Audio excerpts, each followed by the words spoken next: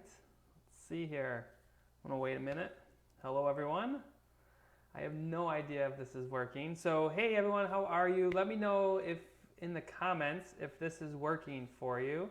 I have no idea, and I'm gonna make sure we're checking. We got everything working.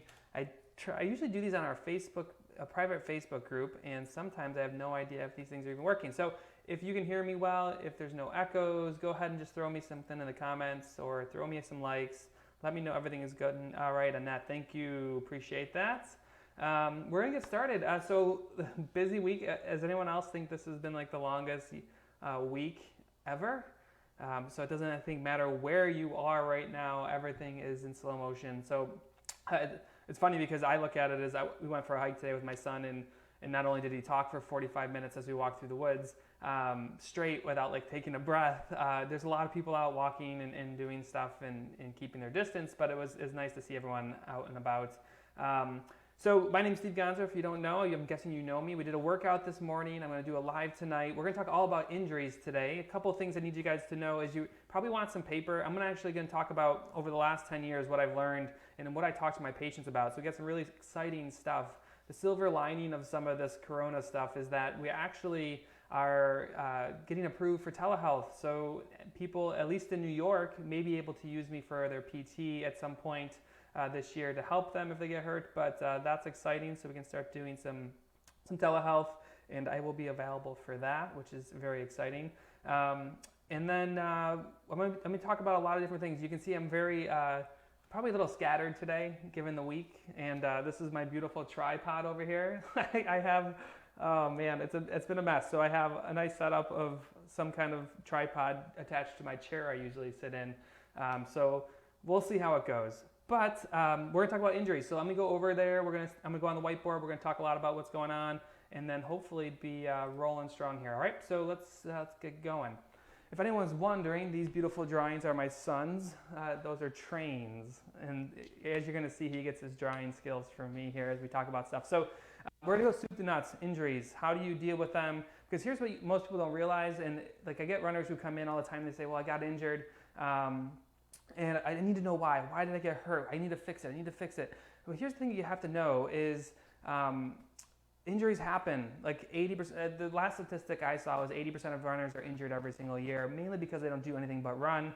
But you're going to get hurt. You're going to get injured. So I'm going to talk to you about how do you navigate that injury cycle. And real quick before I forget, going live all the time like this, if you guys can just share it for me, appreciate it. This little guy maybe can get some art lessons. Actually, I think his drawings are pretty good. But if you know someone that this could help, go ahead and tap that share button. I do appreciate it. So if 80% of runners are getting injured every year, how can you curb that? How can you put your best foot forward, no pun intended, and stop getting injured? One of the things I want to talk about is just out of the gate is how do you prevent injury? And then we're going to go into the different things I've learned along the way so that you can take an injury, bundle it, keep it in its own kind of little box, get over it quickly, and get back to running. And you know, truthfully, when I say stuff tonight, you can be like, yeah, that's me. I do that all the time. And because I see it every single day. I've been doing this for 10 years. It's pretty much exclusively working with runners. So if you're gonna focus on just prevention, and there's probably no better time for prevention because we're all isolated in our houses, but the prevention really comes down to a couple things. And you can look at things, you can get into the weeds with injuries of like, oh, like what's the you know, the very specific thing that got me hurt. And what we want to do is actually look at just some broad casting of some ideas. And when we look at prevention side, like you guys probably already know this because I talk about it all the time, but if you're not working your glutes, you're just asking for trouble. So glute strength, core strength, those are the two big strengthening areas. And then we have like this in-between area, which is your balance. So real quick, if you're watching this on your phone or wherever you're watching this, if you can't stand up and hold your foot up and like a shoe on, or just stand there on one leg without going like this or tapping your foot down every couple seconds, this is a huge problem for you. Luckily with this balance side, you can attach the glutes to that and just do it all in one. From a tightness side, you're looking at a couple things, really like ankle tightness.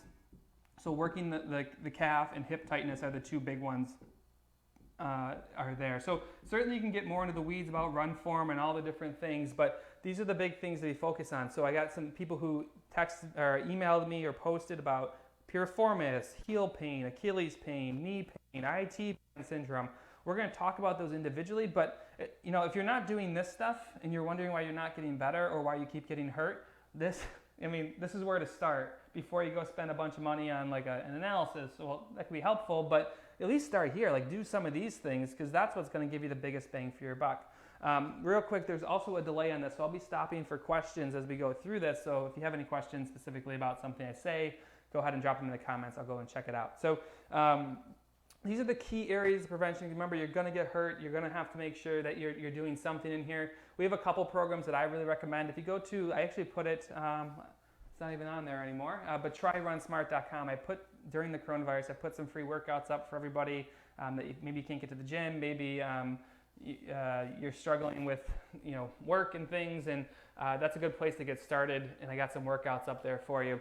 But those are the key things to look at. And then the next thing you have to do is, if you're going to heal from an injury, you have to have the right expectations, right? Because if you're a runner, like generally I see runners like 6 months later, like, well, when did this start? And then they smile and say, well, what year is it? Or they say, like, about 6 months ago it came on and I've succumbed to it. And we're going to talk about why that's not the best model, but you have to understand how long it takes things to heal. One of the easiest examples to think about is when you cut yourself and you visibly look like, oh my God, I'm bleeding there, look at that.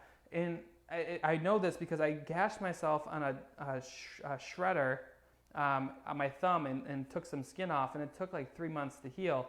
But you could visibly see a cut and you're like, wow, that's not healed yet. Underneath this tissue, like if you strain your calf, your hamstring, you have a tendonitis, or a meniscus issue, like you have a cut under the skin, and because you can't see it, you're like, why the hell is this thing not healing? But things take time to heal. So I want you guys to take note on how long things do take. So tendons are 8 to 12 weeks. Now we're going to talk about, I'm still on frame here, tendons are 8 to 12 weeks. We're going to talk about how do you chop this down, because I truly believe if you handle things right out of the gate, you're going to be much better. This is generally if someone comes in and they like bash on it a little bit, but if you've been running for like 2 years and a tendon is not for it, it's going to take much longer than that.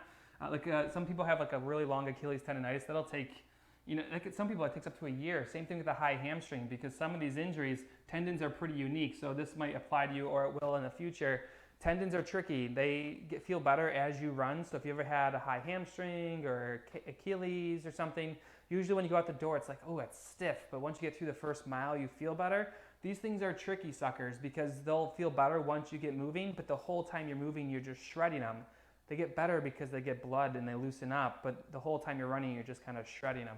So 8 to 12 weeks is a tendon. So if you're like, well, this isn't getting better, it's been 2 weeks, I took 2 weeks off, because nothing can heal that fast. It's just not going to happen.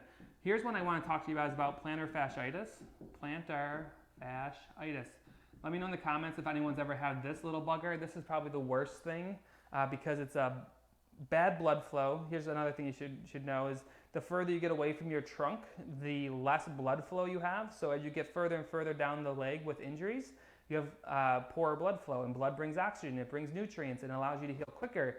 And the blood vessels get tiny, tiny, tiny, tiny, tiny as you go down there. So underneath your heel, so the plantar fasciitis is, if this is you're going to see my drawing skills come out. Here's your heel. The plantar fascia comes off of the back of the heel. So you're all the way down here, and you actually have a fat pad that sits underneath here. There is such bad blood flow down here that this plantar fascia issue, for when people really get it revved up and aggravated, we're talking anywhere between 6 to 18 months.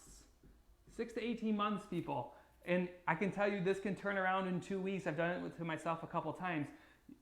2 weeks you can get this to turn around if you're smart on it, and that's what we're going to cover. If you're not smart on it and you're somebody who just keeps running on it, it can take you a year and a half to go away, because that plantar fascia has really terrible blood flow and it's very bad at healing. Things like meniscus, and most of the runners I see are a little bit older. Meniscus is 8 to 12 weeks. Not every meniscus injury needs surgery. That's old school thought. A lot of meniscus injuries, particularly degenerative meniscus, like say you're running and your knee got sore and then they diagnose you with a meniscus tear, those can get better on their own a lot of the time if you're smart. If you have like a pivoting type of meniscus issue, you can have, that's more usually a little operational side, like they went through surgery on that, but here's the thing is like if you're an older runner and you have some wear and tear in your knee, maybe some arthritis, because here's something that people don't want to realize is that if you're over the age of 40, you probably have arthritis in your knee. But as you get a little bit older, you go in and start messing with stuff. And like you have meniscus tear and you're like, oh, I'm gonna get it cleaned up. You start messing with stuff, you actually can accelerate the wear and tear on the knee and make it age faster. So we like to try to let these sit, but 8 to 12 weeks is reasonable if you're not completely 3 sheets to the wind, down the road, aggravated. So meniscus tears, don't think about those being something that you absolutely have to have surgery on. And then we have things like bursitis, I'm sure that's not even spelled right. Those are usually like a 6, I'll say 8 to 12 weeker. So you'll see like most tissue takes 8 to 12 weeks. The only one that doesn't are muscle strains. So if you ever pulled your calf, you pulled your hammy, you pulled your quad, these, if you do it right, are really 2 to 6 weeks. So about half the time or less, because muscle has really good blood flow. Muscles allow you to take in a lot of nutrients because the muscles need blood to contract and pump. So they have really intricate tributaries and rivers that deliver all this blood to them, so they heal very quickly. But here's the thing, like IT band would be sitting in your bursitis, like you have hip bursitis, which is kind of a general thing. Piriformis would probably be sitting in the muscle strain category. You have your meniscus, this could also be a labrum. The only thing that's not on here is bone. So like if you ever had like a joint irritation, like your arthritis flared up, osteoarthritis flared up, you're looking at another 8 to 12 weeks here. Things take time to heal, people. And if you don't have the right expectations, because we're going to talk about setting the stage for this, if you don't have the right expectations, what'll happen is you'll get like 2 weeks into it, you go stir crazy, particularly now when you're already having to sit around all day because there's nothing going on, and you'll start to really drill into things, and you'll turn something that maybe was going to get better in a month, and it'll take 6 times that. You'll be stretching things out to a year. I see runners who've been injured for 6, 12 months because they're not listening to their body. So these are the big time frames I think you need to do. Take a screenshot or whatever you need. I'm going to just check for questions quick, and we're going to talk about how do you know when you're injured versus like an everyday ache. Okay, so let's check for some questions. Hello everyone, glad you can hear me. Long time no see. Yep, plantar fascia took 1 year to disappear. That's pretty common. And yep, and then someone, Sue, I don't know if you meant to do this. You said you took off 1 year so it could heal. You spelled heal with 2 E's. So nice pun if that was intended. So let's talk about how do you know when you're hurt. I have some really clear guidelines for you, because what we want to do ultimately is you want to look at something and say, okay, I have something going on. How do I turn it into a 2-week injury cycle? Because you're going to have to miss some time from these, whether you want to or not. How do you take something that's an injury and get it back to normal in 2 weeks versus something that's an injury and takes 6, 8, 12 months to heal? You have to know the difference between an everyday ache, and sometimes that can be difficult. Like most of the runners I treat, like I said, are over the age of 40, 50, 60. And when I treat them, they're like, Steve, if I ran when nothing hurt, I would never run because something's always a little cranky. So here are my guidelines between injury. So you have something that's going to be injured versus like an everyday ache. And the big thing here is something we call ADLs, which are activities of daily living. Okay, so when you are out for a run, you're like, ooh, you got a little something. You're like running. I'm like, what is that? That doesn't feel good. And you get through your day, and then you get home, you're like, I don't know if I'm about to be hurt, especially if you're coming off an injury. A lot of people are like hypersensitive to being hurt again, so they'll kind of panic a little bit. So how do you know? And ADLs, activities of daily living, is the way I like to tell this. So the difference between injury and everyday ache is an everyday ache is only bothers you maybe when you run a little bit, and it's never like a stabbing pain. It's just like it doesn't feel good. And when you go back to the rest of your life, your activities of daily living, which right now is not a lot for us, it will feel fine. But when you start to have something and you're running, you're like, oh, it doesn't feel good. And you're running along, and all of a sudden it's like, now going up and down the stairs kind of hurts, or I'm limping if I sit for a while and get up, which is really common with plantar fascia, Achilles, and some hip flexor issues.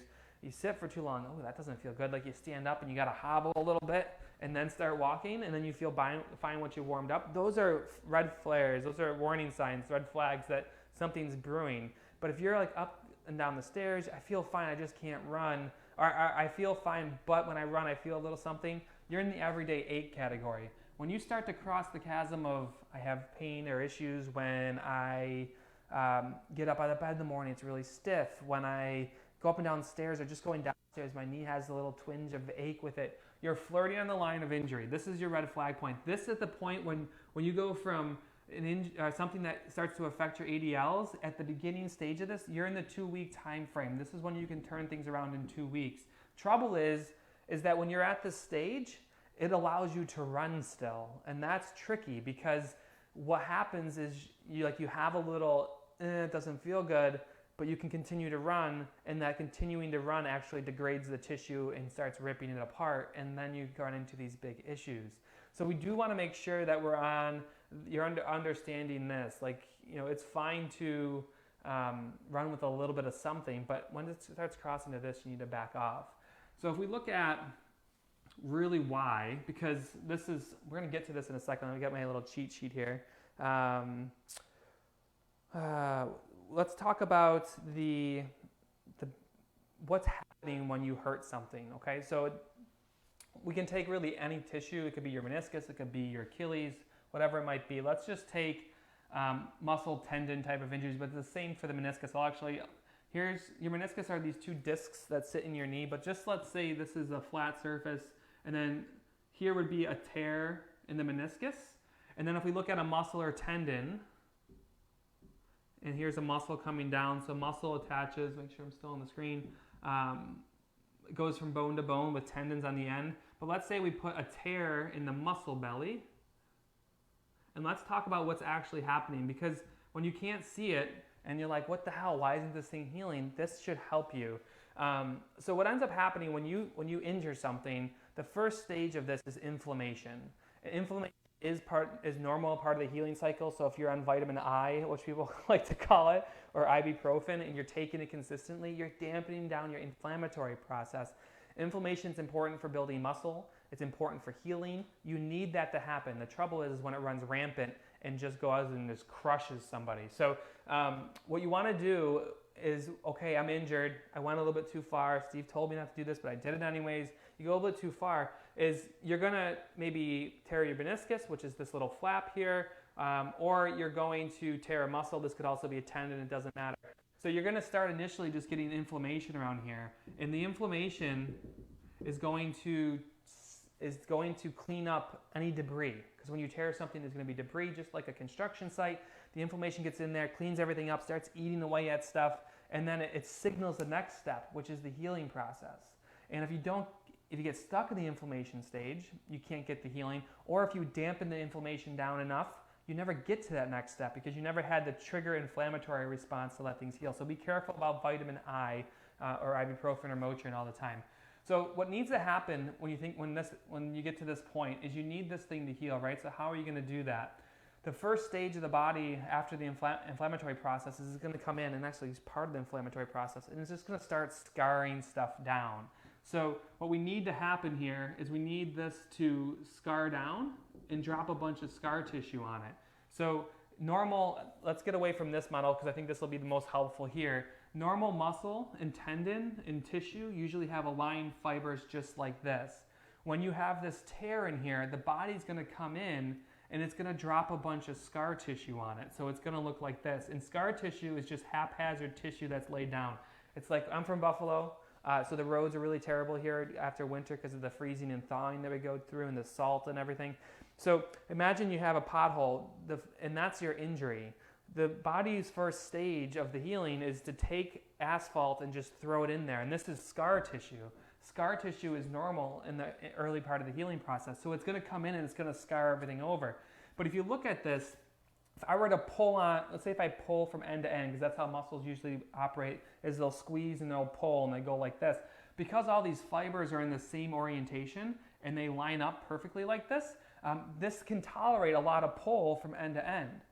But when you have injured tissue, you have a snag in the line is the best way to think about it. So if I pull on this one from end to end, you're just going to be tugging on that scar. Easy analogy. I'm not that bright, so I like to use a lot of analogies. I hope that's okay. Imagine you cut your knuckle. Make sure I'm on there. And you cut the top part of your knuckle, and it tries to scar itself over, but you just do this when it gets enough healing into it. And you just keep doing that. Eventually that thing will probably heal, but you just keep busting it open whenever you go to do your activity. Same thing happens with runners. So they take like 2 weeks off and they feel better, and this thing scars down nicely. But early on in the healing cycle, this is how your scar operates. So early on, so this will be strength over here, this is time. At time 0, when you hurt and the scarring process starts, the scar is very weak. So this is strength, this is time. The scar is very weak, so if you pull too hard, you just shred it and pull it open. This is what a lot of people do, and I'll talk about that more in a minute. What we want to do is we need to let that thing scar down, and we want to increase the strength of that scar over time, because scarring looks like this. You can take something that is all haphazardly laid down and turn it back into new tissue with the right process. It's kind of just off the screen a little bit, but this can turn back into normal tissue. Here's what you need to know. If the scar itself responds to what you do to it, okay? So hopefully this makes sense. If you do nothing, like say you hurt yourself, you sit down and you do nothing, you're like, this is pretty common. I'm gonna take 4 weeks off, I hurt myself, I'm just gonna give it some time. The scar's only gonna heal to a point that you ask it to. So let's say you pull your calf, you hurt your hamstring, your Achilles, or whatever it is, and you say, I'm gonna do nothing for 4 weeks. What'll happen is this scar will strengthen, but it'll stop strengthening itself usually to the ADL standpoint, the activities of daily living. So it'll get you to the point where you can walk again. You can go up and down stairs, you start feeling good. But every time you try to make that leap back to running, it's kind of like waiting for you. This is very common because the scar itself is only going to heal based on what you do to it. This should make kind of sense because your body adapts to stress. So if you have injured tissue, you need to stress it, and you need to keep stressing it back up into the highest level to get back to running. So just know that the scarring is normal and needs to happen when you're injured, and then it needs to turn back into normal tissue by doing stuff to it. And I'm going to run you through some quick things to do so that you can continue to progress this off, because otherwise this thing will stay here. And what will happen, I'll go ahead and erase this quick, is people will get to the point where their ADLs feel fine. They'll get to this point and then they try to run, and it's too stressful on the scar. The scar hasn't been strengthened enough, and then they have to go back down to here because they re-injure it. And then they get to here, they try again, and they just keep doing this over and over and over again.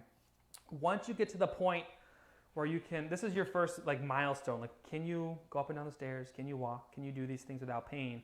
Once you can, now it's time to go to the next level. So just know scarring's normal. If you have scar tissue, that's normal. One thing I would tell you guys, early in the healing cycle, please, for the love of God, stay off the foam rollers. This thing's trying to heal, and you're bruised from your thumbs, digging for gold in your injuries. And I know someone out there is doing that, or you're foam rolling the crap out of it, and it's trying to heal. It doesn't need you to sit there and beat it up every single day. Sometimes it just needs to be left alone. Which brings me to my next point of heat and ice, because that's a big question I always get is, should I heat it or should I ice it? I'm a big proponent of heat. Heat increases blood flow. Early in your injury cycle, the first couple days, stay away from the ice, get yourself functional, but then start using heat. Heat takes a blood vessel and goes whoop and opens it up, which can make it deliver more blood. It's a really simple thing that you can do. And I usually have my runners, when they're sitting at home on the couch or whatever, get some heat on it, because excuse me, when you're not doing anything, like right now when we're all sitting inside from this stupid virus, and you're sitting on the couch, maybe you're just watching Netflix, maybe you're watching this crazy guy for the second time today, all the blood's getting pulled out of your extremities to your gut to digest, to work on core life functions, and your legs don't get it. So if you have an injured leg or injured hip, knee, ankle, whatever, all the blood's getting stripped away. And if you're in your ankle, you're the furthest point down, so you're even worse off. So using heat is very good because it'll help deliver more blood to those injury sites, which means it can heal a little bit quicker, okay? If you're just joining me, we're walking through the different stages of how you can improve your injuries. You can start off here, which is fine, because we're gonna get into something that's really interesting next. But you can always go back and rewatch this if you want to as well. I'm gonna go check for some questions real quick, if you have any, and then we're gonna talk about my thing that I talk about every single runner. We talk about this every time they come in. I'm like, I just did this. I should get you guys all together so we can just sit down and have this conversation. So I'm gonna do that for you here in a second. Back in PT school. Yep, that's what. That's cool. Yep, those drawings, those are trains. That's a steam engine pulling its freight trains and passenger trains. My little boy, William, he's actually got his name down there as well. And I probably just ruined my mic. I'm surprised this fancy setup just didn't fall off my setup here. Oh boy, Steve. Okay, here we go. All right, so let's get back to it. I want to talk about a couple other things. Flap into full-fledged injury, particularly plantar fascia. How do you stop something real quick? How do you stop something from becoming a full-fledged injury? It's early identification. Go back to the part I just mentioned, which was we talked about identifying when it's a problem. Plantar fascia is tough though, guys. Like if you've had plantar fascia, there's a whole protocol for that. Maybe one of these days I'll get all my protocols written out for you. But early identification, nothing matters more than early identification.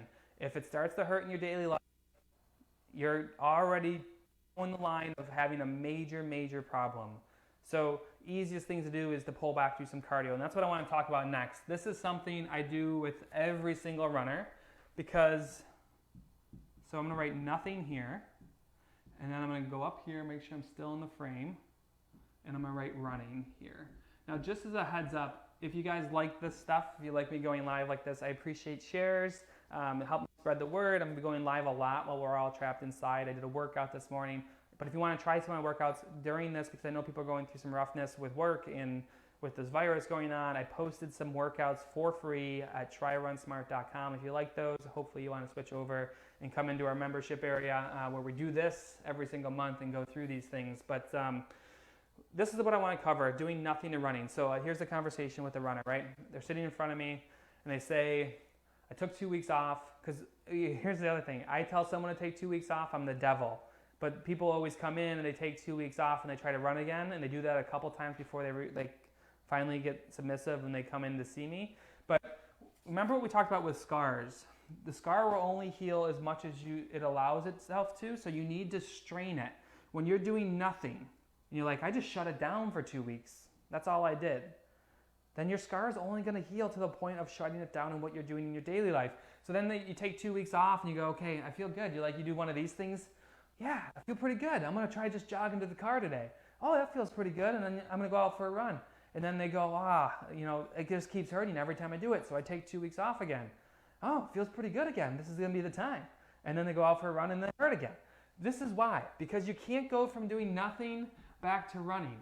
What ends up happening is you realize, oh, I can't run. I'm going to go back to doing nothing. Oh, feel good again. I'm going to try to run. Nope. And you just get stuck in this cycle. And I like to just throw the R, the S, R, E on there. And you just end up sore all the time.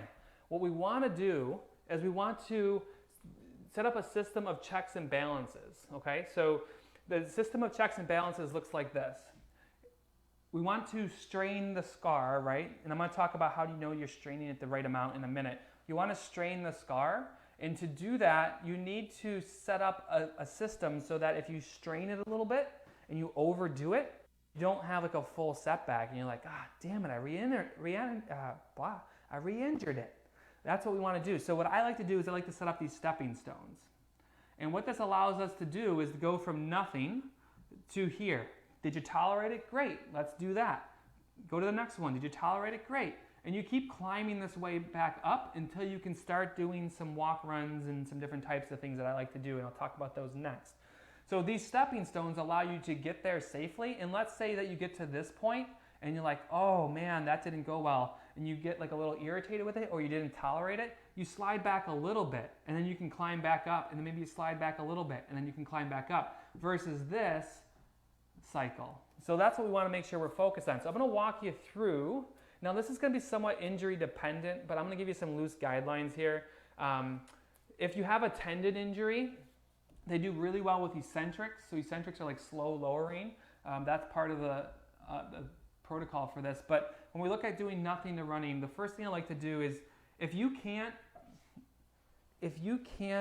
like get around without hurting or aggravating something, you're in the nothing stage. Like you need to stay there, and maybe you go up one of these two tiers. But what we like to see is, can you bike? Because biking is really low. So I never like to see someone like, oh, I biked for 2 weeks and I tried to run. Biking is way away from running, people. It's not even close. So we like, can you bike? Can you walk? Can you elliptical? Can you squat? Can you do stairs? Can you lunge? Can you reach? Any of my patients are watching, I guarantee they've seen this. They've seen this somewhere along the way. I'm going to try not to break this. They've seen me talk about this. And what this does, and I would write this down or take a screenshot, is it allows you to work up safely. So, okay, this is the scenario, right? I feel better. I feel pretty good. I think I want to do something. All right, well, can you bike, walk, and elliptical? Okay, can you? Great, you can. And then what will happen is there's going to be a point in here where you're going to fail. You're not going to be able to tolerate whatever it is. So then you just stay there. So let's say you can't squat yet, but all these other things are fine. What I'd recommend, especially here, like most runners go nuts because they're not sweating, just get out and sweat. Just go and do stuff so you can burn, I call it burn off the crazy, which is something that's huge right now, right? Because we all need to burn off the crazy. But just get in here and start being active. Low load exercise is great for improving your scar health. It increases blood flow. It helps with the mind. You're doing something. So just get active. Don't just say I'm going to do nothing and start running. Then what we like to do, this is more of a knee program, but we say, okay, can you squat? Now this is a little bit more complex than you think because there's many ways you can do different squats. Squats with rotation, squats with weight, staggered squats. But can you just simply do a squat without pain? And if you have hip or knee pain and you squat and you're like, oh, that doesn't feel good, or no, I feel fine squatting. And I'm not talking about like the country line dance squat where you throw your knees forward. I'm talking about a nice squat, getting your butt back. And I'm not talking back to the butt to the floor, but just a general squat. Can you do that okay? Okay, you can. Okay, can you do stairs okay? Now there's a bunch of different branches off here. Like if you want to make something easier on your knee, you go to the side. If you want to make something easier on your hip, like a glute strain is, glutes don't really get strained too much, but they can happen. Or piriformis or something, or your hip needs to be protected, you would start forward first, because when you go forward up a flight of stairs, you get more quad involved, less hip. But let's say your quad or your knee's aggravated, you would start with a side step up, because the side step is easier on the knee than it is going straight. So there's a lot of different variations off here. The same thing applies for lunges. When you do a side lunge, you load your hip more. So if your hip is injured, we would probably stay away from side lunges first, but a side lunge is better for your knee. It's safer for your knee. So we like to start our side lunges first and then progress. Now a lot of people get to this lunge part and they're like, oh, I just can't lunge. Once you get up to these higher level functions, it's rare, but some people have to make the jump to running because they're just not gonna do well with the lunging, but it's very rare. But I'm not talking about the old drop your knee to the ground lunge. That's not what I'm talking about. I'm talking about nice, clean lunges. If you ever watch any of my videos, I talk about keeping one leg straight, get more of a running type posture. But also after lunging, you can reach down to your knee. You can twist to turn your glutes on to protect the knee. You can twist away to turn the hips off. There's so many different variations in here, but this gives you a general guideline. And then we look at reaches, which is single leg activity. You stand on one foot and do like a balance and reach. If you don't know what reaches are, go to my basic. A lot of those. That's 18 workouts within those two programs alone that we do a lot of this work. Single leg activity. I'm just going to talk about that quick. If you're not doing any SLAs, single leg activity, you're missing the boat, because double leg strengthening is great for maybe producing force, but you'll never know if one side's overpowering the other. When you get into a single leg activity, you're able to really kind of hone in on one side stronger than the other. Same thing for core, getting in. And actually, I'll put this down here. Like for a lot of running injuries, you can start at core first. And so when I have someone come in and they're like dragging their leg behind them, I'll get them on the table and we'll just start hammering core to do something to get started. And then we'll start working our way up. But single leg activity, don't miss this. And then once we start to see this climb, we have a couple things we like to do before we start to run. So I'm going to walk you through these. Let's say you're working your way up, you're feeling pretty good. How do you handle this thing right here, the running? How do I get back on the road safely? And that's what I want to talk about next. I'm going to check questions quick, and then we're going to keep this train rolling. Hopefully I'm helping you guys out.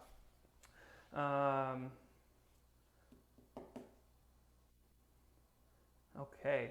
So I'll probably come back. There's a lot going on here. I appreciate all the comments. I'm going to come back and talk more about those. So let's say you get to the top phase.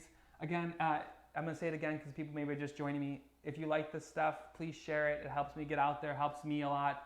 We're doing a lot of live stuff for the Corona season. Hopefully it's just a one-time season, but I know a lot of people are stuck inside, so we're just trying to get people not watching the news and getting themselves whole so when we can get back to life, we're ready to go, especially with our running. But I want to talk about this running thing. Like when you're ready to start running, I put strict guidelines in all my runners. Like if I always think my runners are like dogs who, that doesn't sound great. But let me give another analogy. So I'm going to talk about dogs. So my runners are like dogs. They see the gate left open, they're gone. So I keep really stringent guidelines on what that looks like when you start running, because once they get you back up, and we're talking about people who sometimes they go from this nothing to running scale, going from nothing to running. This could take 2 weeks if you're doing it right and you're not coming in like at the nothing stage. Some people are coming in middle of the road. Like it's great when a runner can come in and like they can squat already, they can lunge already, maybe they can do everything but run. Then they're already up here. So I'm just trying to bridge this gap. The worst thing is when you come in, you're like, I can't even bear weight on it. I'm so sore. Then you have to bridge the gap from here all the way up. But the great thing is when someone comes in and they didn't really crush themselves and they only have a little bit of way to go, and then we can bridge that up. But when you're starting at the bottom, this takes a whole, usually takes the whole time frame, usually or longer, because in a couple things that affect injuries, how long you've been running on it for, and what you're bringing to the table with your strength. So that's why we like to have everyone focus on their core strength and their glute strength and stuff beforehand. So we have this running thing. Okay, how are we going to go from I'm ready to run, I want to get started, how do I do this? Because most of my runners will go like, if I'm not running 3 miles, Steve, I'm not going out the door. And if you think about that scar, we prepped the scar with all the pulling along that scale that I drew. But running's a little different. Like if you're doing 10 lunges on a side, something, that's stressful to the scar, but nothing is as stressful as running on it. 80 times a minute, hard pulls, hard abrupt pulls every single time. And if you're taking 80 steps a minute and you go run for 30 minutes, it's 2,400 times you just pulled on a scar. Sometimes a scar can legitimately only take a couple minutes, but you have to do it because you have to pull on it to make it tougher. If you over pull, and we're going to talk about how do you know if you're over pulling in a minute, then you have to take a step back. You have to make sure that you don't re-injure yourself. So here's how we do this. We're ready to start running. What we always start someone with is either 5 minutes 2 times, 5 minutes 2 times, or 10 minutes solo. So the 5 minutes 2 times, this is something that it really depends. Sometimes it's actually less than this. It depends on how much the runner's doing, if they're running straight, if they're a run walker and things. But if you've been injured for a really long time, we start you off with 5 minutes 2 times. If you went through the plan pretty quick, we would start you off with a 10-minute feeler. And that's how we would start. The other thing that we do is we do every other day running. And this is for people who've been struggling with running. There's definitely, I'm giving you some guidelines, but I look at the runner in front of me, and again, if you're just catching this, we have telehealth that's coming to New York, so I can start seeing runners from all over New York. Maybe that can expand out a little bit, but what'll happen is you'll start off every other day, and we'll adjust this based on the runners. Some people are really quick, we'll get them up quickly. Some people need a little bit more coddling based on where they're coming in at, but we start every other day. So I'll give you an example of what a plan might look like. It might be 10 off. And on these off days, we're hitting the cardio hard, we're hitting core, we're hitting our glutes, we're still doing some of the things that got us here, but we're gonna take that off day and do non-impact activities. Then we do 10 again, making sure it's good. Then we do another off day or cross train, XT is cross train. Then we'll do 15 off. Then we'll do 20 off. And then I'll usually, the way the plan works is we usually get them up and we'll do a little plateau session. And maybe around 20 minutes, just keep them at 20 for 2 or 3 runs. Depends on how much they're struggling. And then we'll climb again up to 30 to 35, plateau them again, and then bring them up to 40. So just know you can't go out for 3 miles because you feel like you can.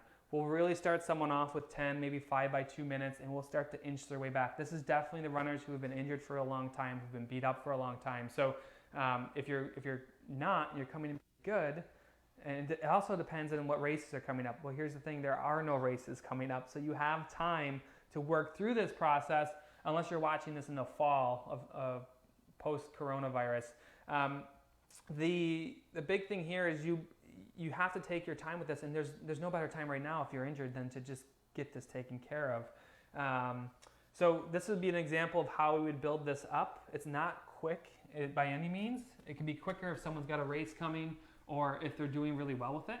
So how do you know though, like if you're out for a run, what I experience with most of my runners is when I finally get them back to running, they're so nervous about it, or they're not so nervous. Like a lot of them are like nervous, but they're okay, right? They're not crazy about it, but they're going out for a run, and sometimes what they're doing is the whole time they're running, they're so like abused by their injuries. The whole time they're running, like, oh my God, did I feel something? Is it there? Oh my God, how's my calf? Like every 2 seconds, all they're thinking about is their injury site.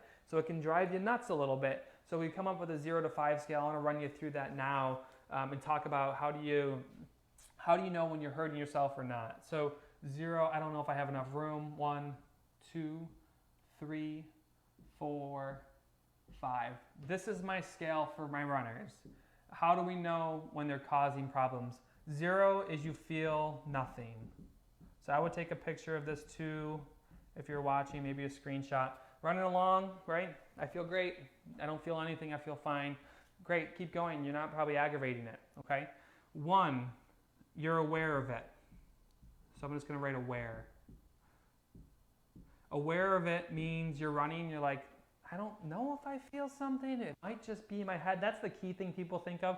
I've been injured myself, so this is how I come up with a lot of this stuff. So you're running along and I don't know, I think it's just in my head. That's kind of a number 1. Number 2 is you definitely feel it. So feel it.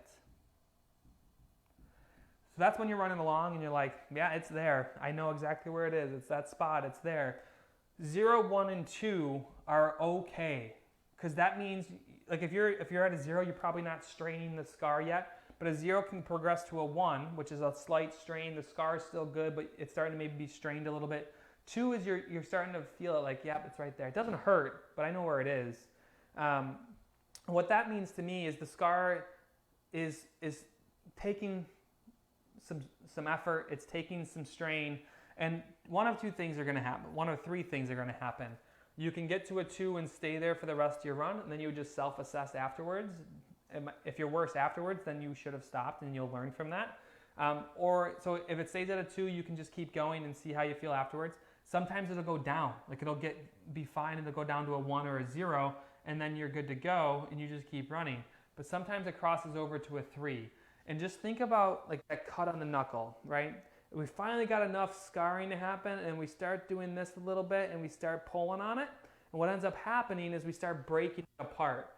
3 is hurts a little, but you can definitely keep running. This is where most people take their injuries to, is they take it to a 3. You're running along and you're like, yeah, it hurts, but it's not going to stop me. It's nothing I would stop running for. Boom. You're breaking down your scar. You've gone too far. So when you get to this hurts a little stage, and if you're someone who's like so I get runners that come in there, it's a 2.5. If it's a 2.5, it's a 3. If you have to split hairs between, do I feel it as a hurt? It's a 3. Round it up.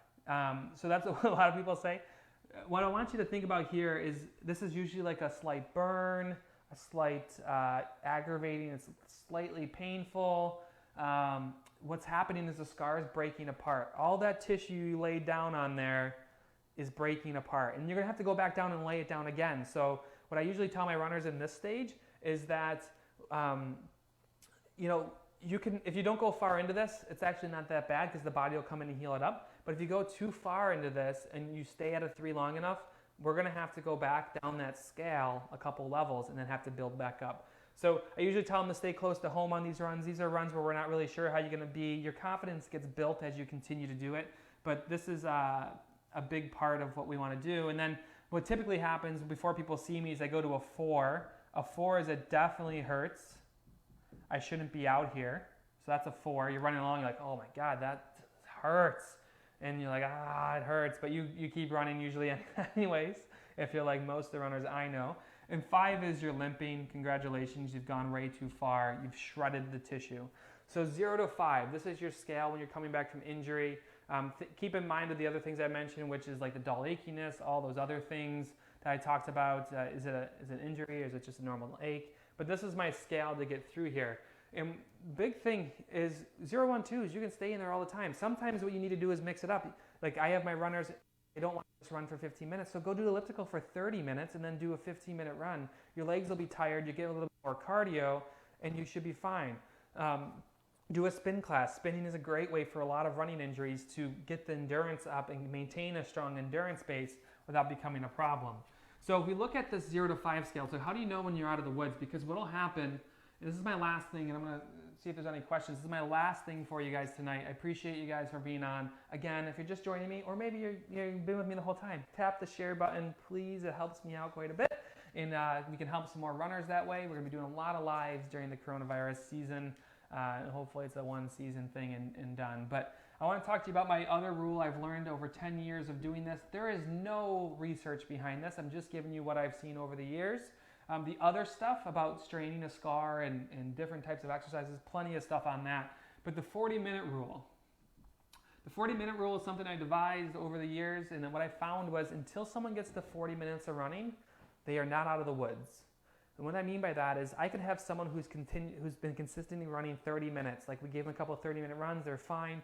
They go out for a run, and within 5 minutes, something doesn't feel right. Like it starts to get re-injured quickly. And for whatever reason, you just caught it wrong, or it's breaking down, it's hit a breaking point. The 40-minute rule, until you get to this 40 minutes, you have to have the smarts and the ability to pull the plug on a run that's not going well. So you're out for your third 30-minute run, and at 7.5 minutes, it starts to hurt. I usually tell people cuss and go home.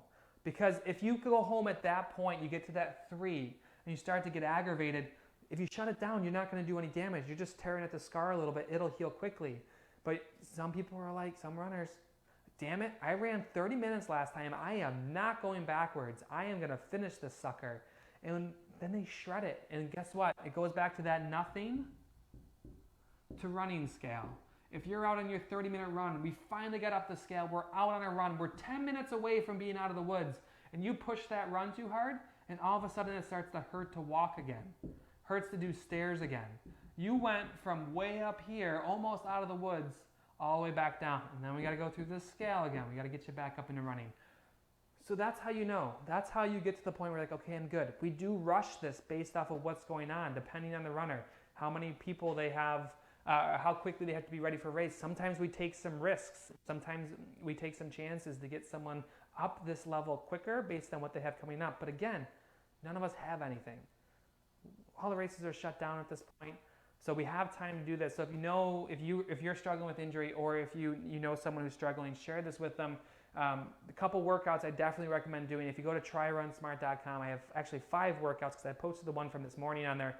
5 workouts to give a try to. If you like those, I really encourage you to come into the RunSmart Training Center, where I have 50 or 30 something workouts and training plans and everything else. And there's actually my injury management seminar in here that covers a lot of this as well, that you can work your way through, but that should be good. So I'm going to take a couple questions, see if there's anything I can jump on quick for you. Again, I appreciate, tap that share button. You guys are awesome. Let's take a look. So, what hurt disappears after a good mile? Is good or bad? So Shelly, go ahead and look at, I'm going to go and do this real quick. There we go. Shelly asked, if it hurts after a couple miles, or it goes away after a couple miles, what do I do? So earlier I talked about in this, what happens with that. So go definitely check that out. How to prevent IT band issues. So all the prevention stuff, glute strength, core strength. If you're not doing that stuff, it doesn't matter. If you're in here and I'm not answering your question, I probably talked about it already. I really recommend you sit down with some paper, go through the whole thing, and learn about what we're talking about here with this. High hamstrings, the worst injuries. Let's just talk about the worst injuries, because a lot of people are going to have these.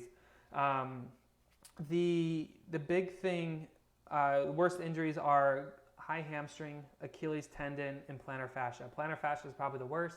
Achilles and high hamstrings are the next 2 in line, because they allow you to run and do enough damage to become problems. but they're tendons. Tendons have worse blood flow than the muscles do because they don't need as much blood. So those are the worst ones. So be careful with those. Someone asked if I'm going to talk about strengthening. I did talk about it earlier and where to prevent. Go to tryrunsmart.com for those workouts. All right, that's a lot. Preventing hip stress fractures, glutes, run form, all that stuff. We also have run form stuff on the training center, so if you want to improve your run form, take a look at that. Hopefully this was helpful for you guys. I'm glad you guys joined me tonight. I'll be live all week talking about stuff. We're probably going to do some more workouts. Appreciate you all. I'm going to jump off this thing and take a little break and sit down for a minute and reconvene and get my thoughts. So I appreciate you guys. You guys are awesome. Thanks for jumping on with me tonight. If you have any questions, drop them in the comments. I'll take a peek at those. Please share, and be safe, be well, and listen to the stay-at-home things when you're able to. I'll talk to you guys soon. Thanks, everyone. Bye.